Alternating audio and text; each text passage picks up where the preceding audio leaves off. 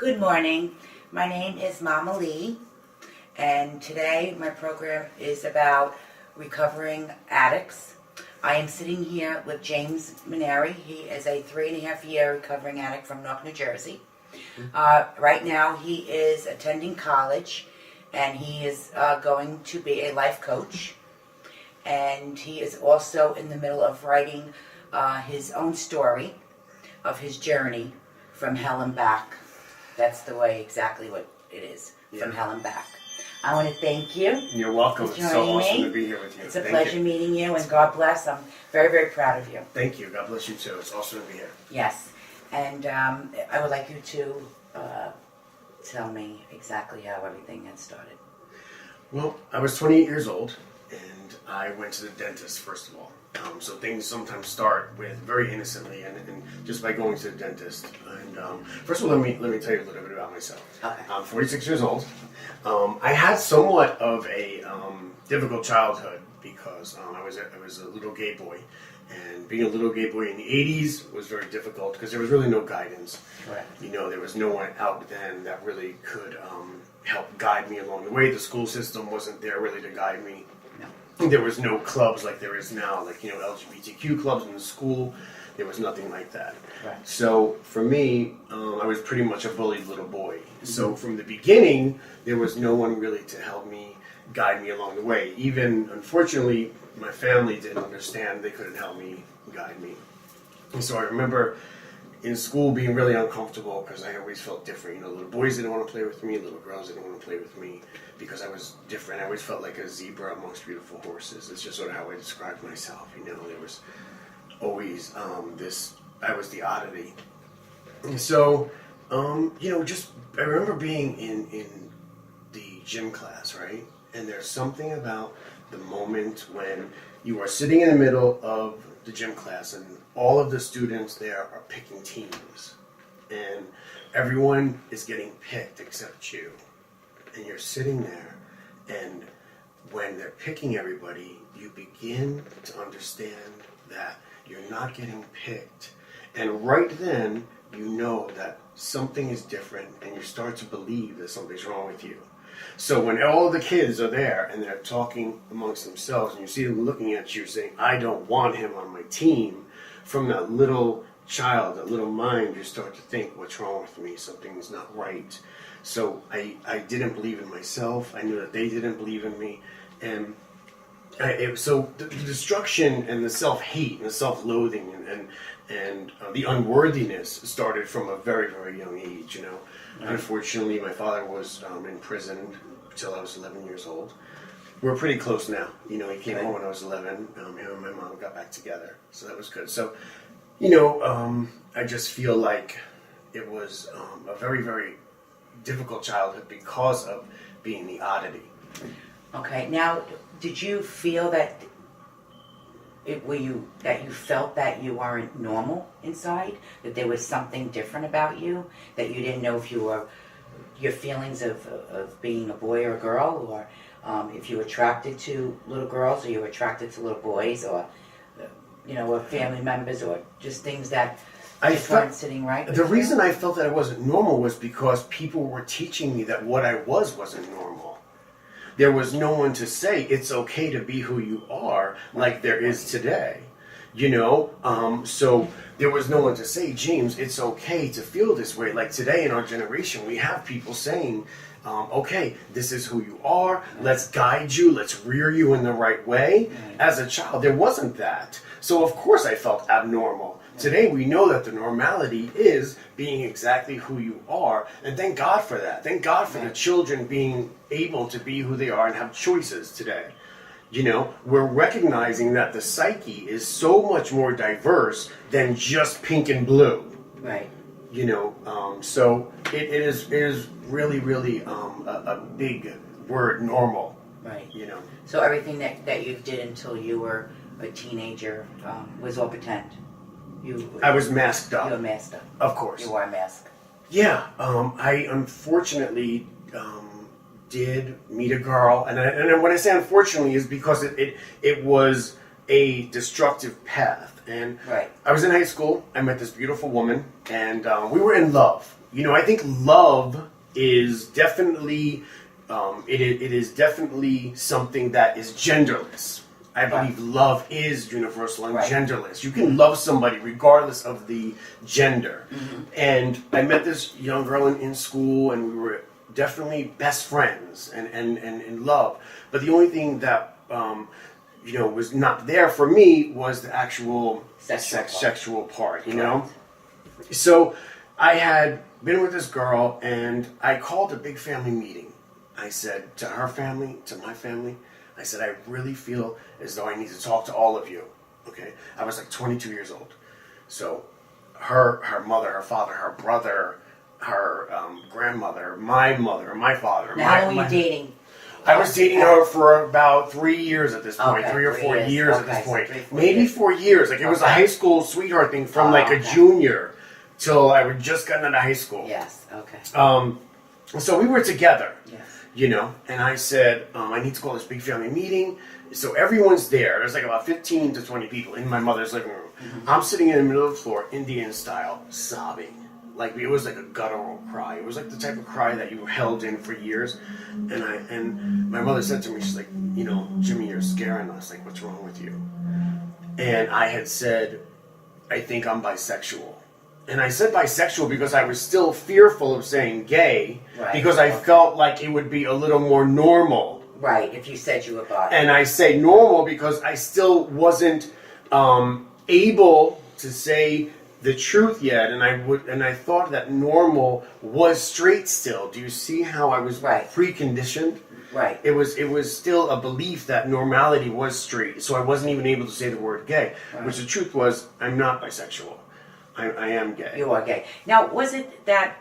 Did you hear people talking about the negativity about being gay at that time? Were there conversations that you heard, or were people bullying people that you thought were gay or who were gay? That came Of course, out? there was gay bashing. Of course, okay. That was a fear. Did you witness so, that? Of Of course, other people? Yeah, that of course, happened? of course. But so to finish the story really quickly, as I'm sitting there, I said, I think I'm bisexual.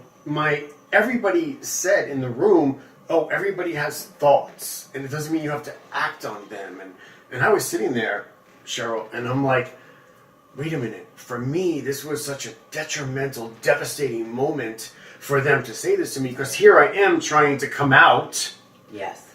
And what's going on is they're pushing me back in, and it took so much of my spirit and so much of my will to try and say those words. For years, I had tried to get those words out. Could you imagine what it was like for me to say them and then be pushed back in, when I have all of these people saying to me, no, that's not the truth, and I didn't have a voice then. I didn't have my strength.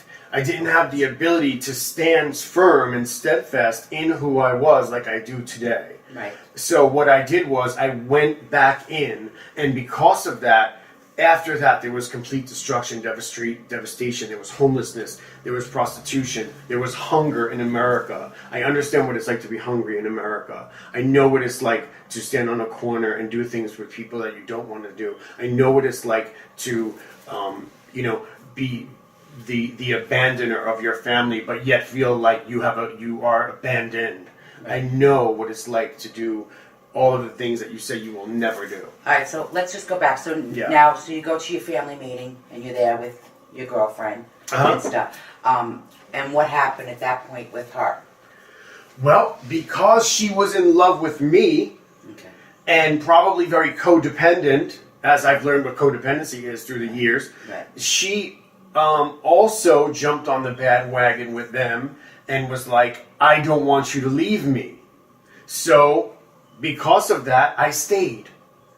And after all of this in the living room of my mother's home, 10 minutes later, after it was done, we all went to the diner and pretended as though it didn't happen. And her and I wound up getting married. We wound up having a child, and it was a little boy. And when I seen Jordan come out and be born, That's your son. it is. And Who how I old haven't is he seen now? since he was 2 years old. He's 20. 21. He's 21. I haven't seen him since he's 2, which is one of the hardest things of my reality and my existence, but there's also acceptance. I don't think he likes me very much because of what he's been told about me. I don't know necessarily if it's the truth, but what he's been told about me. Well, you're going to have, he's 21 years old now, so I believe that you should have the chance to tell your story. Yeah, well, hopefully that's what we're doing here. That's right, so, exactly. So, he came out, and I remember he was sitting on this little weighing table, whatever they put the children on. And I went over, and I remember taking my pointer finger, and I just touched his stomach. And what happened was, it was a moment for me that I realized that I had to teach someone how to be a man. And I didn't know how. I knew I wasn't going to know how. Well, you are a man. Regardless. It's not about that, I didn't though. feel that at that time. Yeah, I'm a man, but I don't know how to throw a football. I don't know how to catch a baseball. I don't know how to do any of that stuff. So at that moment, I looked at him, and when I felt his stomach, because I needed to know he was real, I knew that something in my life was going to change. I didn't know that I would ever be addicted to drugs, but I said to myself, please help me do this. And then when Jordan was about a year old, I went to the dentist and had my first tooth ever pulled. It was a wisdom tooth. And that's where the journey of addiction began. But there's so many things that led up to it, but that was one of a major turn for me when I knew that I needed to teach a child how to be a man, and I knew that I couldn't do that. Okay, so, James, you were telling me that you did marry. Your I high did school marry, student. yeah. Okay, and how long were you married for? About 6 years. Okay, and during those 6 years, how was the relationship? The relationship was beautiful. You know, there's something about a gay man and a woman that truly are best friends, because you know what? There's a special unity between a man and a woman that is very unique in the friendship of. That's why a lot of gay men and women are besties, because there's a special thing when a man can look at a woman and not lust after her. Correct, yes. A woman loves a man that can look at her and not desire something sexual from her. So I have a lot of women friends in my life that love to come over and jump in my bed and just lay with me, that do not want, anything from me, nor do I want anything from them. And we can just, talk and laugh. And Right. It's a great bond. Very good. So with her and I, there was this immense friendship and laughter and genuine, authentic love. So when you had your son, Yeah. that's when everything started to break down. That's when you knew that you had to make that decision and move, or you stayed. It really wasn't that. No, if anything, I was very dedicated to. Okay, you're very dedicated. Yeah, by no means. When I seen my son, what it did was it just made me say a prayer, like, please help me. But I knew something in my soul, in the depth, that, wow, this is a moment for me.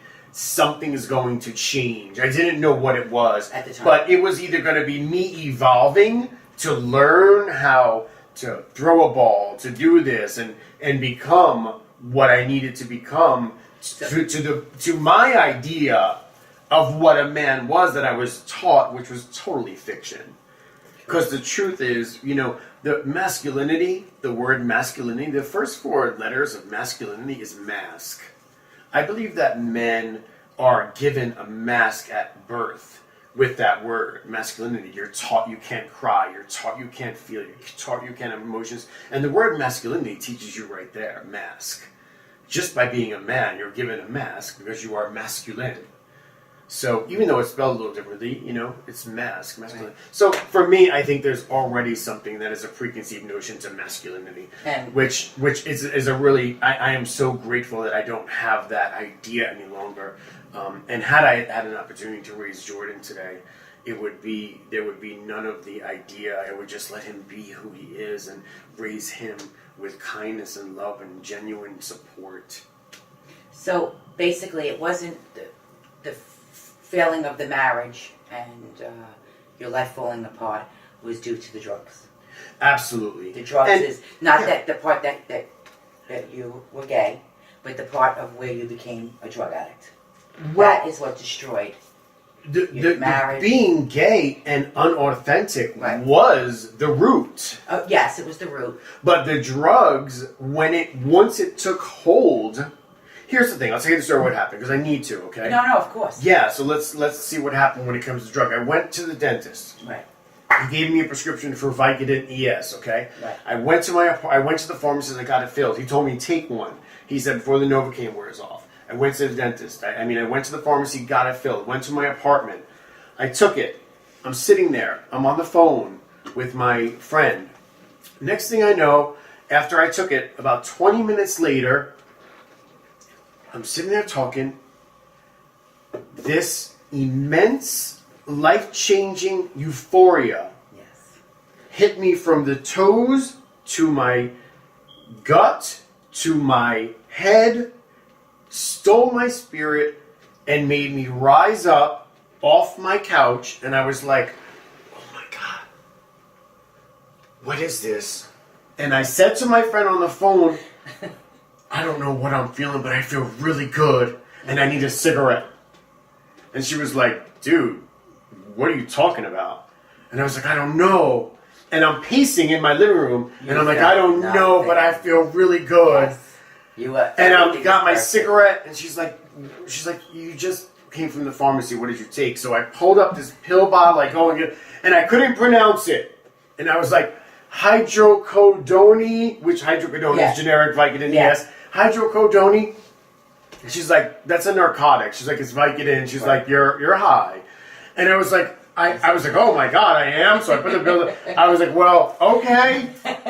This feels good. At that moment, that little bullied boy, the little boy that was in the middle of the circle not being picked, was no longer present. No one resisted. He was free. Wow. I chased that high for 15 years. I wanted that freedom. I did everything I could to feel that again. I wanted to be free from the truth that I was gay and I was married. The truth that I had a son and I didn't know how to be a boy. The truth that my mother didn't like the fact that she had a gay son and she told me that if she could have one wish, it would be that I wasn't gay. The truth that, my brother told me, that he wishes I wasn't gay. The truth that my father didn't like the fact that I was gay. The truth of all of those things in my life. Through the years, though, I ran from those truths in the 15 years. You medicated yourself. You suppressed everything. You felt nothing. In the beginning, of course, those weren't there. Right. The only truth was that I was gay, and that I couldn't be a father. I didn't, and that I hurt Danielle from marrying her, and that when I tried to come out of the closet, they pushed me back in, and now, pardon me, I couldn't. A cage. Feel it. The cage was done. The cage was done. That was it. And here I go, destruction. And I will do whatever I have to do to feel that. Don't get in my way, because I'm going to take you down. So that happens. So now That happened. That happens.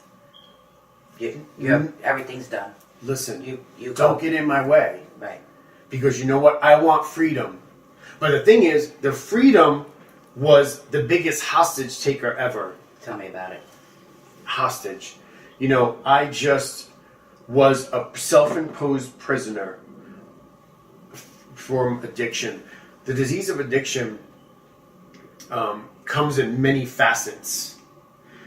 There's nothing like standing on a corner. I was standing on a corner in New York City for the first time at about 35.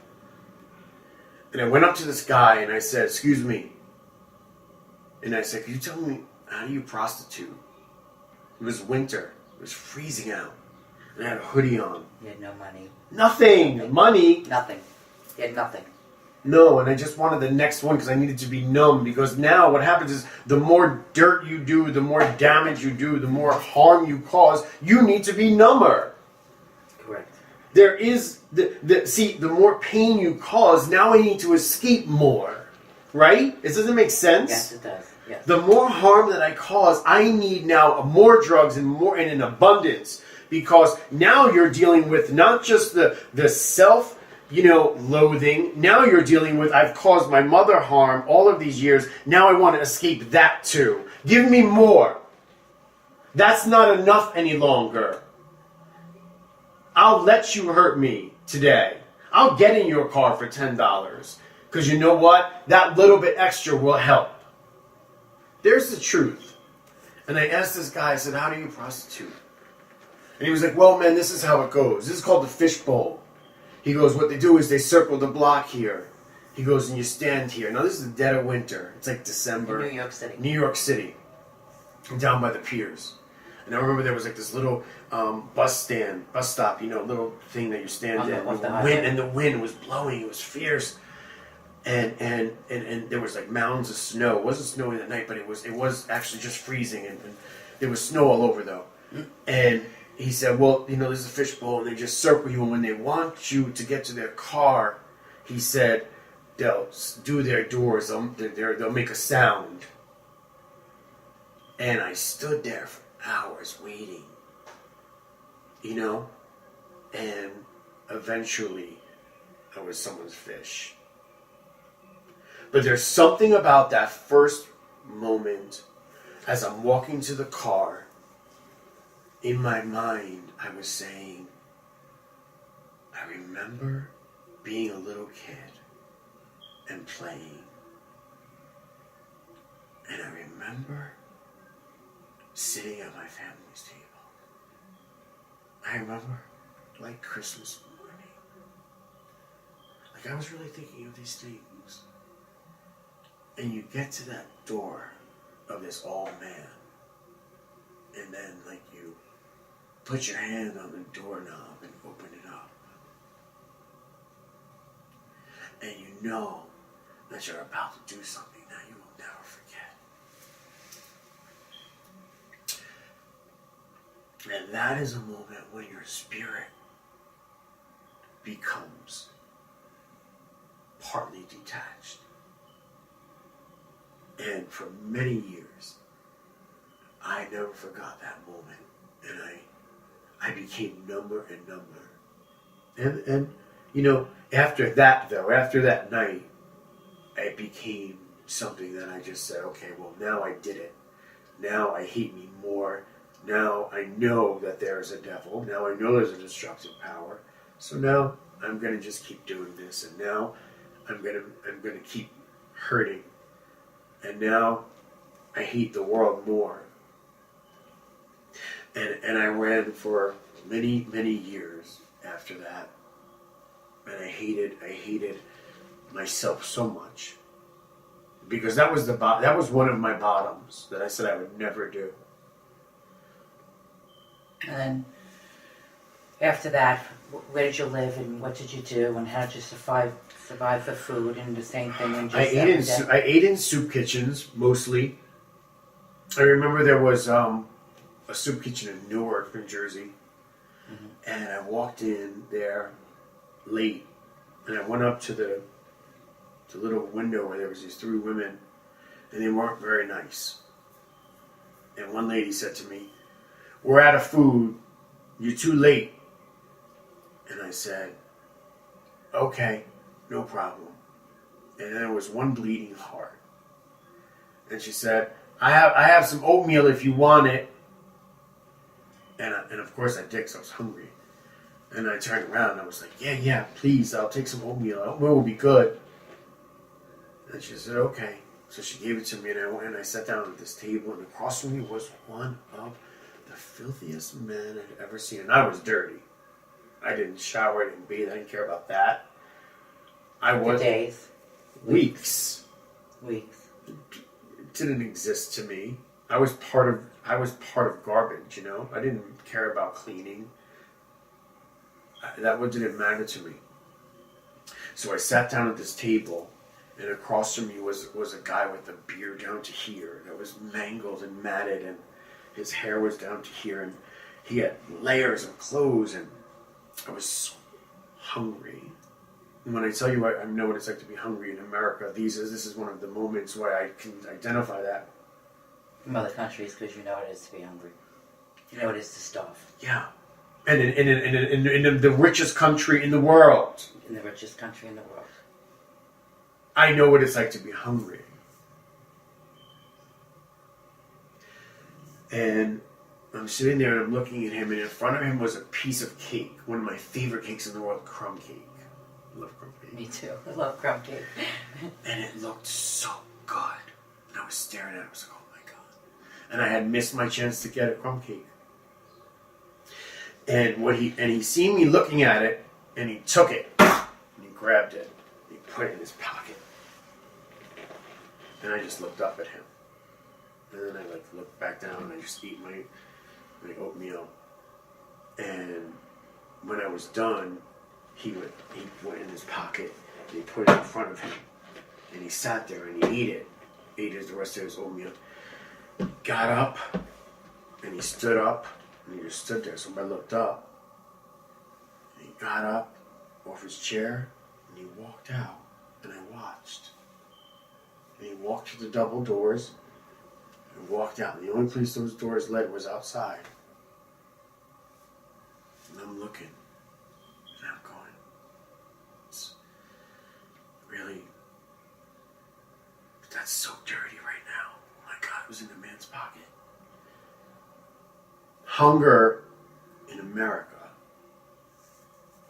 made me that cake. You took it. And ate it. And you ate it. And I wrote a story about it that's going to go in one of my memoirs, that there was a song that said, what if God was one of us? And how's it go? Oh, I can't sing, but the line is, what if God was one of us? Just a stranger on the bus, trying to make his way home. And I thought, what if that was God? Leaving me his cake. In my depths of destruction and self-hate, I took the cake and I ate it. And I still think of it. You have to understand, I'm emotional because what I have been through in your spirit, when you come out of that, Cheryl, when you rise up out of this, and you sit and you think and ponder that the human being went through that, and then you sit here and think about it, there's no way, now that I am conscious, awake, Right. you cannot feel emotional. I am no longer wearing a mask. I am no longer numb. I am very much alive. So because of that, I guess I am emotional. I didn't expect to be emotional. No, and you're supposed to. You're supposed to release it. You're supposed to be able to express yourself. Where did your family? Did your family try to find you? And Oh, did you, yeah. Did My they, family was the most supportive human beings ever. They love me. I am beyond blessed with my family. but you didn't see it then. I didn't. You didn't. No. I felt as though, you bastards. You abandoners. Right. Right. Because you wanted to have that in your. You put that in your mind. So Oh, you yeah. can live and do. Yeah, I So, felt. you blamed How everybody dare else you? yourself. Correct. Yeah.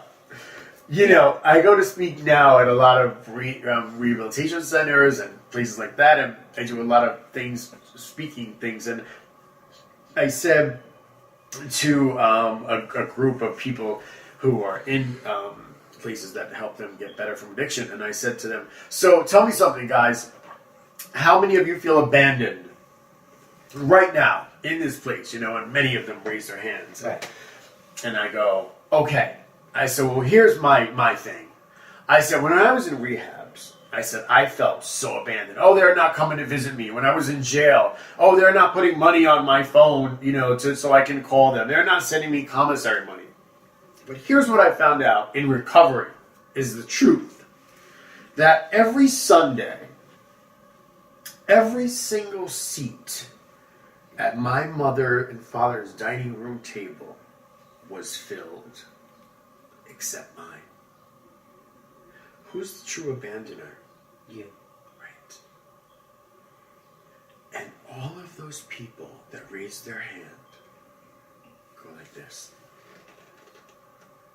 and think. And I look at them. And I can see the spirit move the room. Mm-hmm.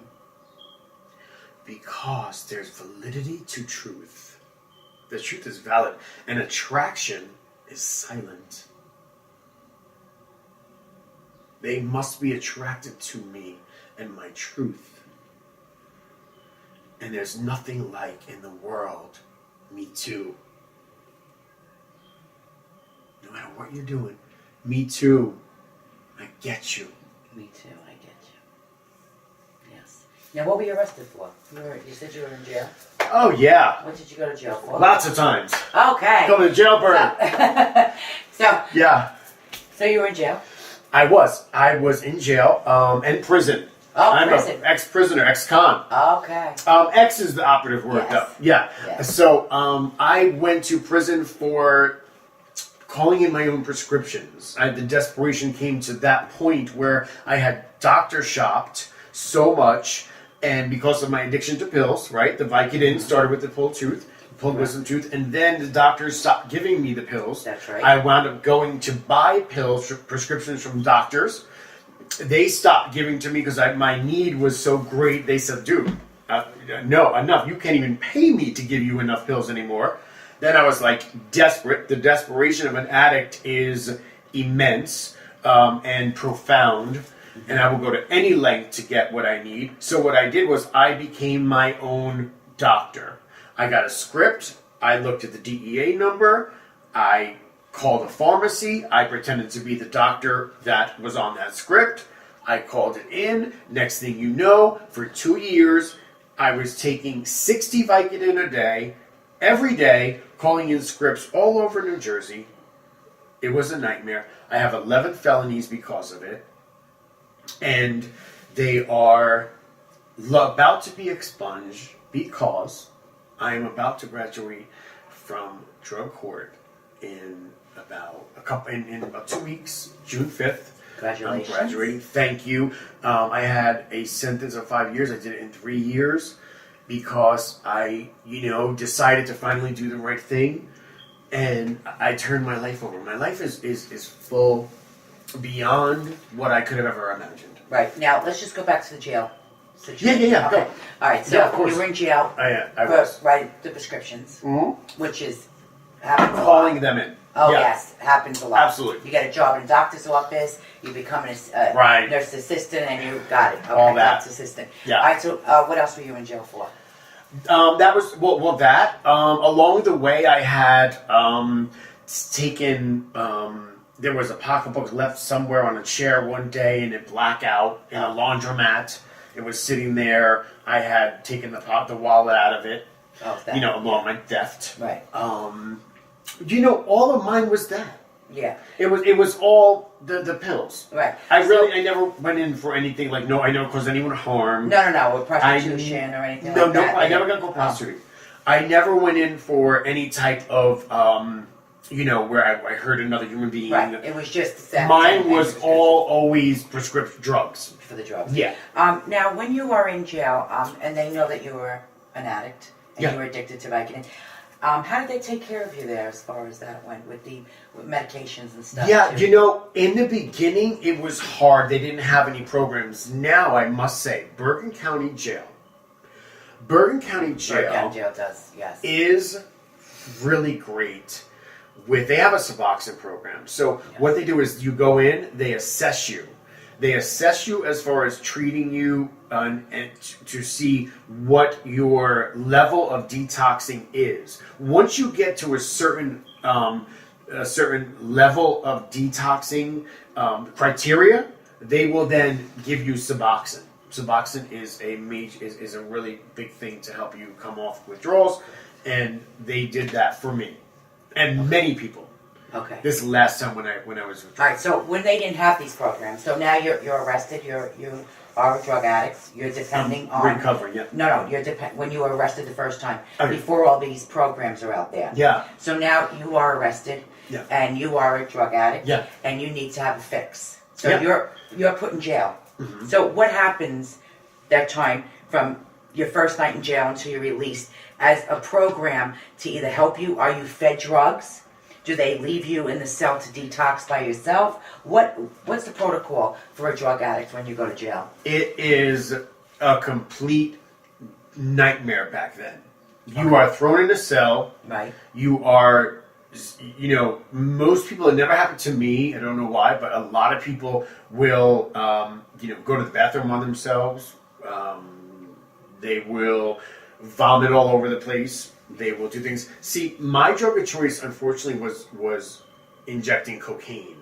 I loved injecting cocaine later on, in the latter part, after the pills. I went from the pills to heroin to cocaine. All right. So the pills was in the early stages. Right. And then, of course, you don't stay with the pills. No. Oh, no. Once I came out of prison, I was in prison 02 to 06. Once I came out of prison, I found shooting cocaine. Right, so now you in prison for how long now? 4 years. All right, so during those 4 years, how did you get drugs? I didn't. In prison. I stayed abstinent. I didn't do no drugs. I was completely clean because I didn't want to go to lockup because I experienced lockup in the county jail, and I didn't want to be isolated. So if you were a drug addict, you were isolated in jail? No, I was isolated for my behavior. I had gotten in a fight. Okay. Yeah. All right. You learn how to do that on the streets. Yeah, because I just didn't, like I was just saying, because it, how, addicts when they go to prison, how they're taken care of when they have an addiction. So heroin users, like you said, shooting cocaine, like how do they take care of you if they do that? Because of course, people that are going to detox and stuff, some people could die from that, from taking drugs. That's like being on Klonopin, and all of a sudden. Are you talking about now or back in the day? No, back in the day when you. Back in the For 4 day, years. you're pretty much. Well, see, there's a process. You don't just go to prison. You go to jail first, and then you go to prison. No, that's what I'm saying. So you go to jail. Uh-huh. So you're in the county, You are. and they're not taking care Back of you. in the day, no, there wasn't. Okay. There was no Suboxone. There wasn't anything like that. Now, okay, so now James, you explained to me that when you're in the county jail, there is no programs back then Right. to help and the drug addicts. Right. So then now you go to prison. So Yeah. now you're back on the street. You go back to your drugs. Now you're shooting heroin, cocaine, Right. and you go back to prison. Yeah. So now you're in prison. Now you're really into the hard drugs. Now you're shooting Right. up. And what was that? The program in the prison back then, if there was, because now you're in jail for 4 years, you said. So Yeah. what happens? There was no programs really back then for me. I was just abstinent, like I said. It was just me waiting to get out, and then unfortunately, because I didn't work on myself, my disease was dormant. It was just waiting to get ready to go out and attack me in all areas of my life, which I'm looking forward to talking to you again about. Yes. And I will definitely be telling you about how Yeah, that, when I came out, how that, then I went home for one day in my family's home, and that is when the real destruction started with my family, and what road I took them down, and many people were involved. Well, including your producer. yes. I want to thank you very Yes. much for allowing me to sit here and interview you. Thank you so much And for allowing me to. I'm looking forward to hearing all about the new journey that you're on Thank you. and your recovery Thank you. and how you're inspiring others and how you are helping. Thanks. I appreciate that. And Thank you for I'm- allowing me to, Oh to no, share you're with welcome. you. Thanks. And everybody, I want to thank you for listening and watching, and hopefully you'll be back for part 2 Yes. on the journey with James. Yes. Thank you. Thanks. Ladies and gentlemen, I'm here with Mama Lee, and I'm the producer, Larry Thunderfoot Curitan. We've just had James Maneri on our podcast, and James will be back because the journey will continue. And ladies and gentlemen, we all have a purpose on earth. I feel I'm here to teach. But I've done a few bad things in my life, so I'm not going to try to preach. But see, we all have a purpose. But some of us are blinded. Some of us know why we're here, others never find it. They let the drugs and the alcohol cloud their conscious mind until a reason for mere existence is hard for them to find. When they look in the mirror, they want to run and hide. And for others, that's not even good enough. They seek suicide. Forget about all the material things like jewelry, cars, and wealth. Let's learn how to deal with what we have and learn to love thyself. Thank you for watching, and we hope that you will be back for the rest of our journey. Thank you. Thank you.